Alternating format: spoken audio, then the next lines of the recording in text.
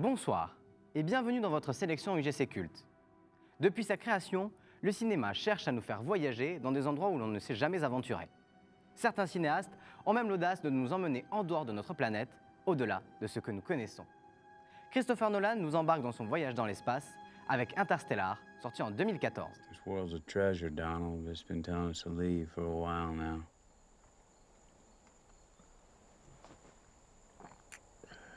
Mankind was born on Earth. It was never meant to die here.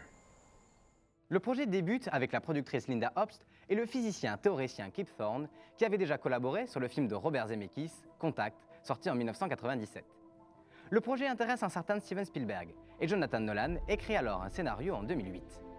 Mais à la suite d'un changement de studio, Spielberg partant avec sa société DreamWorks chez Disney, la Paramount, qui détient les droits du scénario, doit revoir ses plans. C'est donc en 2012 que Christopher Nolan rejoint le projet, après la sortie au cinéma la même année de The Dark Knight Rises et le succès de Inception 2 ans plus tôt. Le cinéaste se met donc à retravailler le scénario avec son frère Jonathan Nolan et rejoint également la production avec sa société Syncope Films aux côtés de Legendary Pictures. Bien que Paramount soit traditionnellement en rivalité avec, Warner Bros, qui travaille avec Christopher Nolan depuis Batman Begins en 2005, veut prendre part au projet et les deux sociétés acceptent de collaborer. We're dreaming? You're actually in the middle of the workshop right now, sleeping. This is your first lesson in shared dreaming. Stay calm.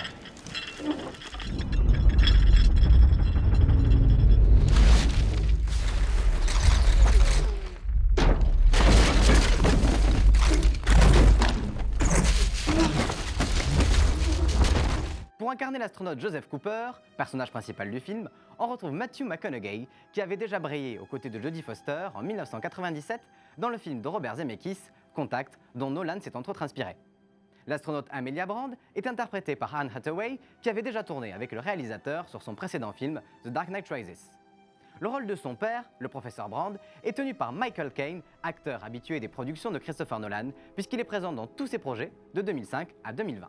Les rôles secondaires regorgent de talent. On peut citer Jessica Chastain et Casey Affleck, mais aussi de jeunes acteurs à la carrière florissante, Mackenzie Foy et Timothée Chalamet, qui jouent respectivement leurs personnages enfants. La musique est primordiale dans Interstellar, comme dans tous les films de Christopher Nolan, qui collabore ici pour la 5e fois avec Hans Zimmer. L'ambiance sonore du film est une expérience à elle seule, avec pour volonté de faire ressentir aux spectateurs, notamment grâce aux caissons de basse, les moindres sensations des personnages.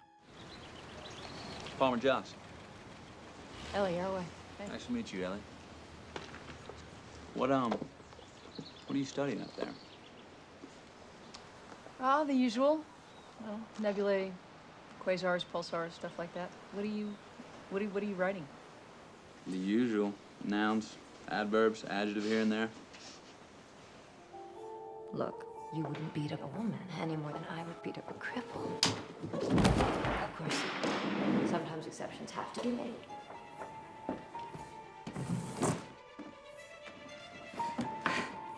Good night, Mr. Wayne. Comme à son habitude, Christopher Nolan veut limiter le nombre d'effets numériques et reste attaché à un cinéma authentique.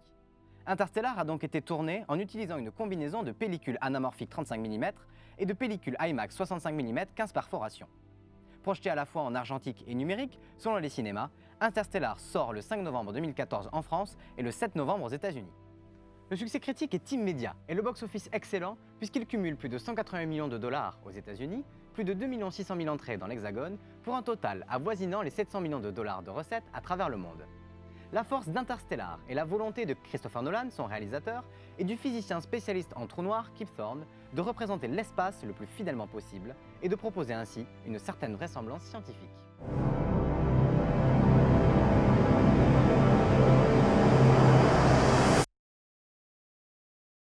Sortie il y a 10 ans, l'œuvre spatiale de Christopher Nolan est déjà incontournable, alors replongez dans Interstellar, sur grand écran, dans votre sélection UGC Culte de ce jeudi soir.